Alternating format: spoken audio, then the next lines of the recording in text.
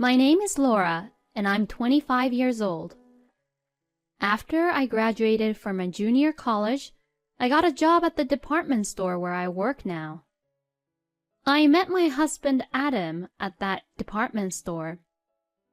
At the time I started working there, Adam was working at the head office, and he was the trainer for the new staff.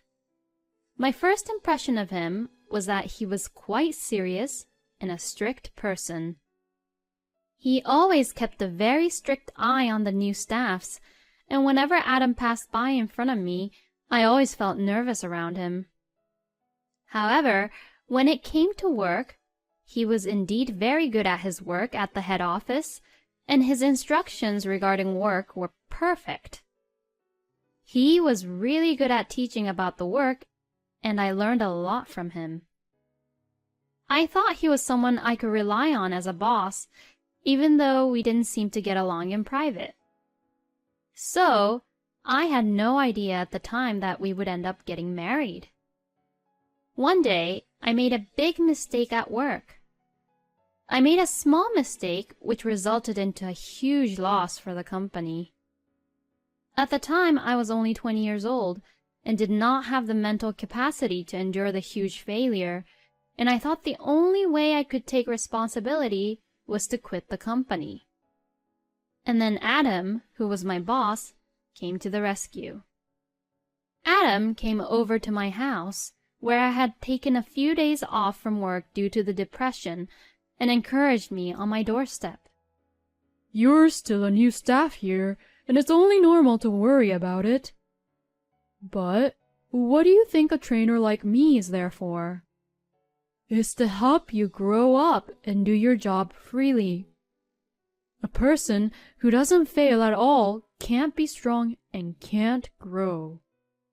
I'll take the responsibility for you, so don't be depressed forever. Show your energy again and do your job with dignity." I broke down and cried nonstop. Thanks to these words from Adam, I was able to return to work. From then on, Adam went from being just my boss to someone who I admired.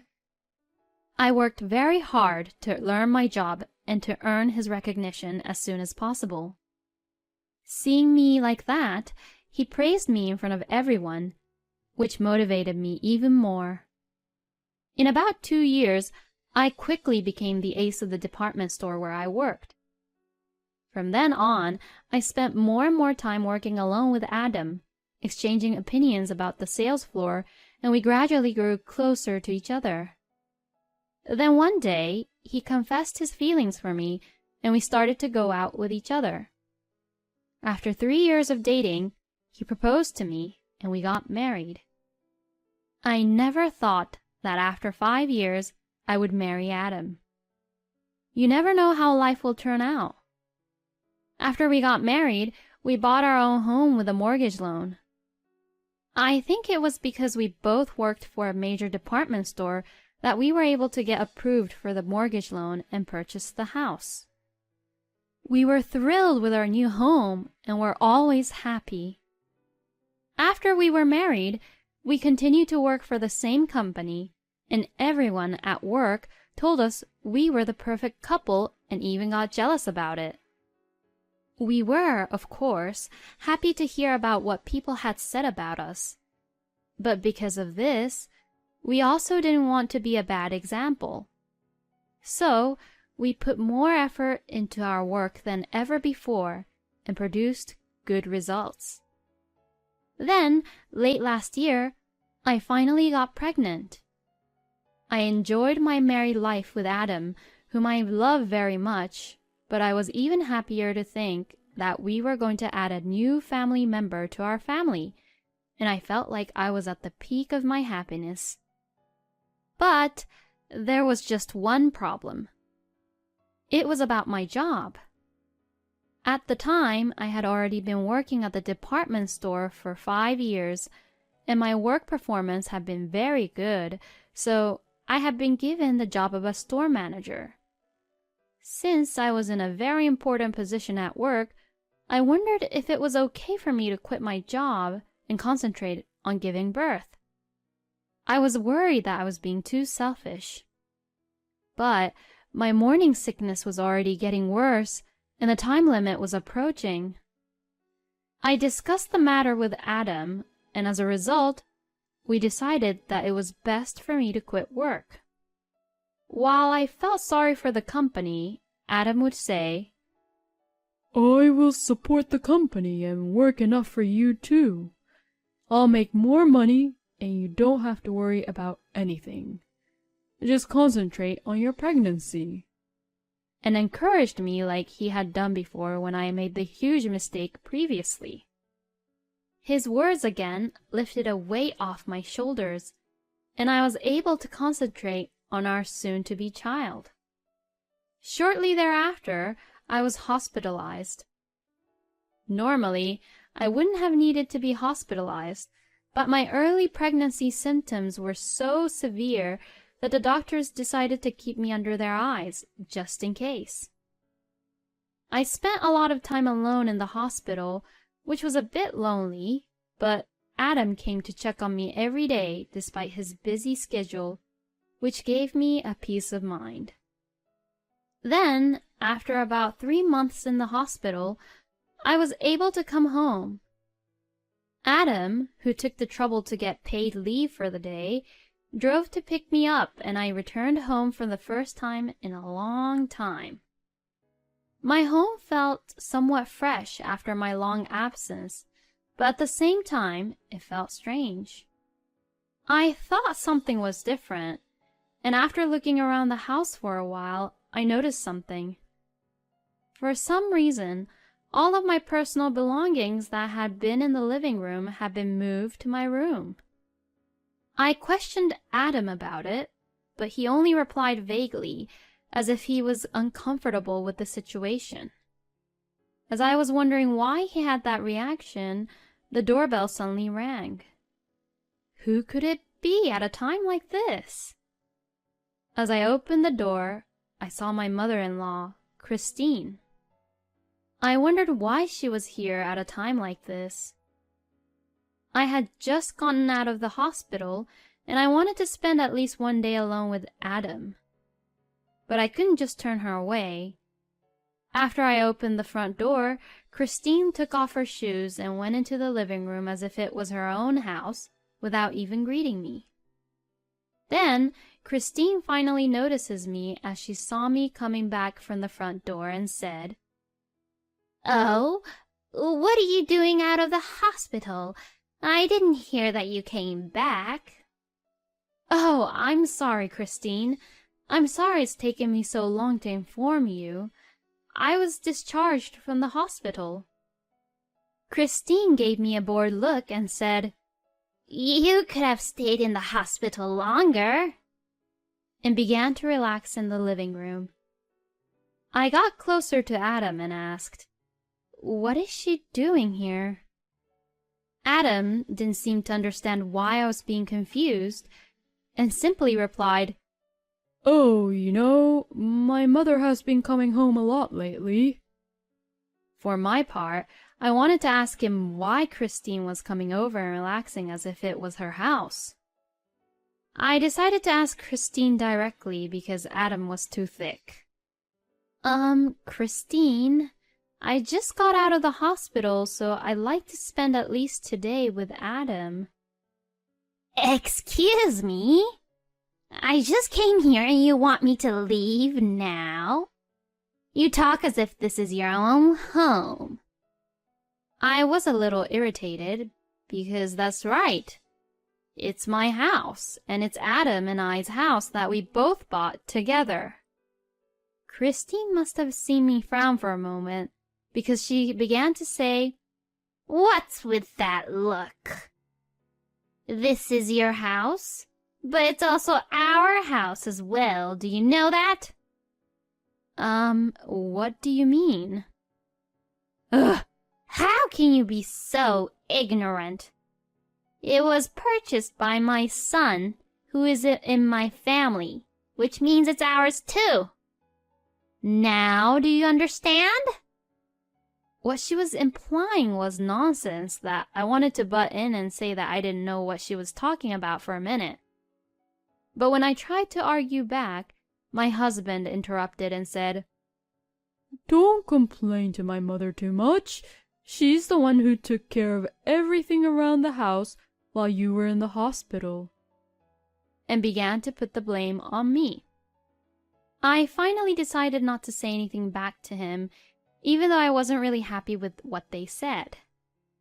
I didn't want to get sick again and be readmitted to the hospital after having been discharged, and I thought it was true that Christine was indeed supporting Adam while I was gone.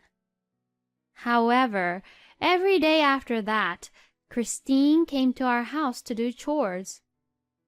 I didn't like it, but I decided not to say anything because by the time I was in my last month of pregnancy, I would be hospitalized again and would have to leave the housework to Christine.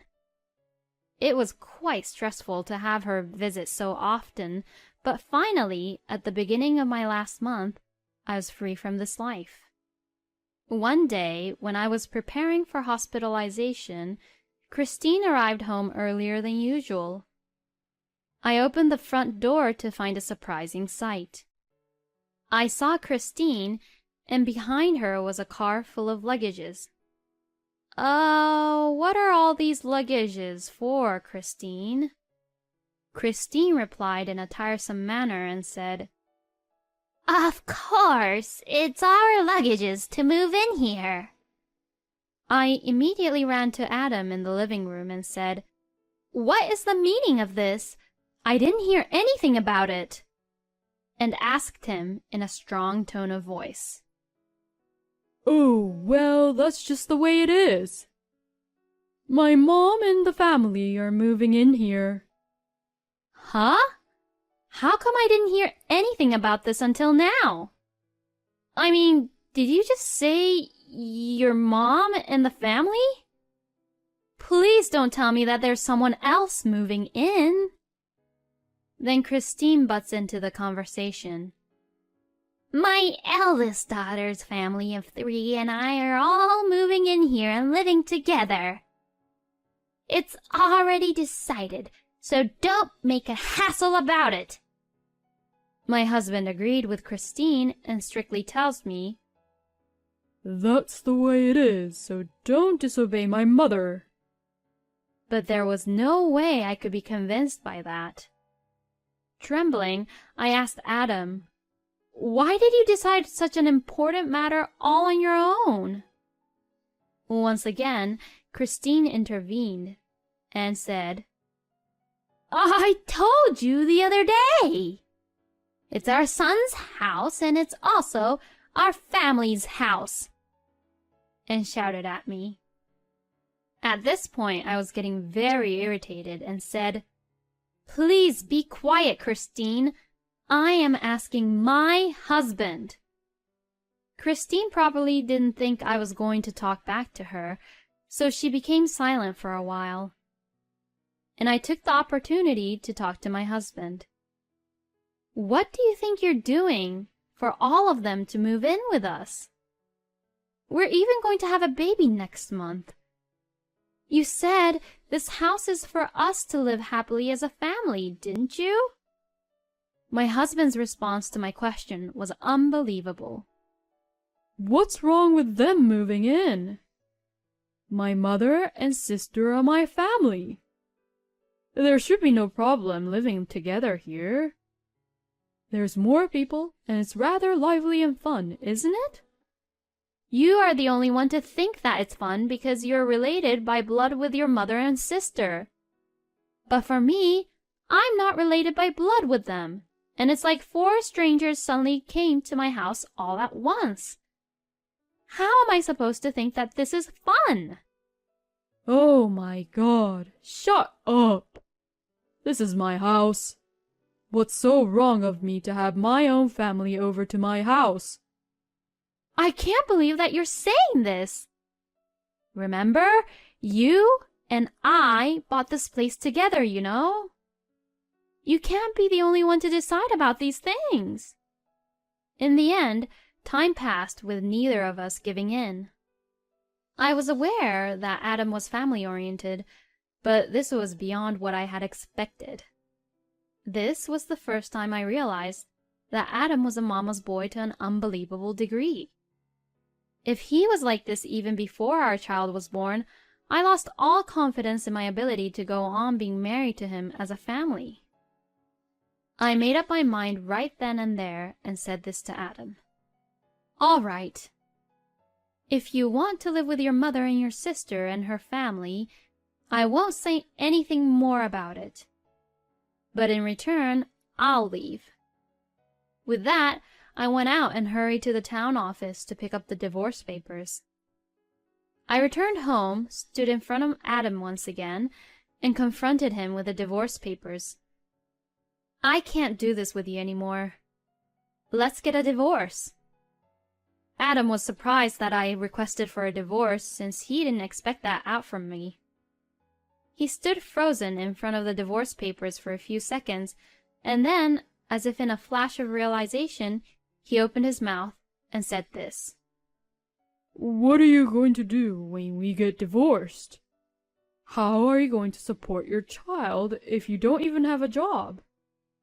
Adam looked at me with a smug look on his face, as if he had said something satisfying for him. His smug face looked just like Christine's, which made me even more angry. Just sign the divorce papers. My husband snickered at my anger and signed the divorce papers. Are you sure? Now we're in a position to get a divorce, but it's you who's going to be in big trouble, right?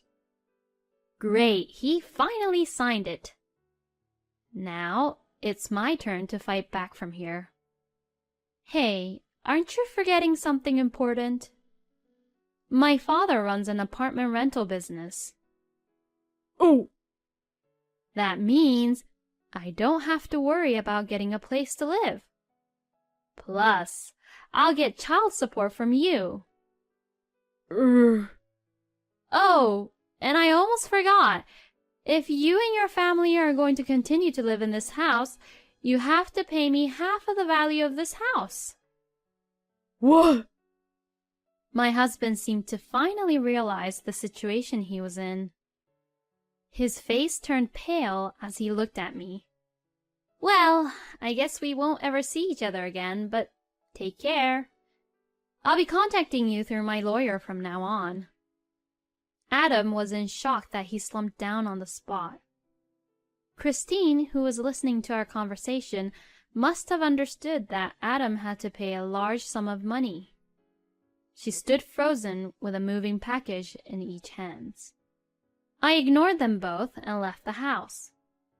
After that, it was just a matter of time. We went through the divorce with property division and so on.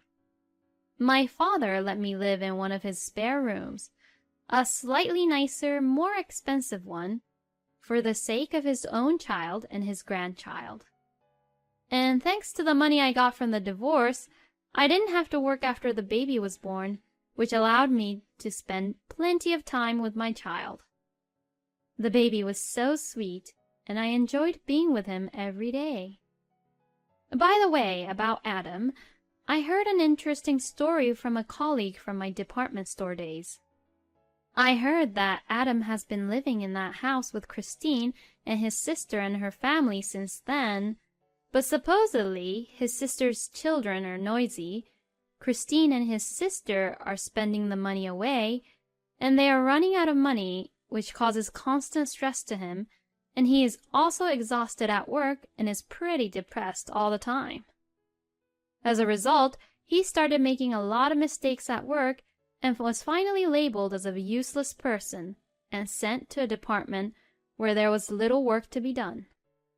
Furthermore, the salary at the new department is lower than the old one, making his life even more difficult and causing him to suffer mentally. This is what he deserves. On the other hand, after 2 years of spending plenty of time with my child, I was able to get a job at another major department store because of my skills from the previous work experience. The pay is about the same as my old job, but I can finish work earlier in the evening so I can drop off and pick up my child without any problems. I am now working hard and doing my best to raise my loving child. I would like to praise myself for deciding to divorce my ex-husband at that time because I decided that I could raise my child on my own without him. Thank you for watching until the end. Please subscribe to our channel. See you in our next video.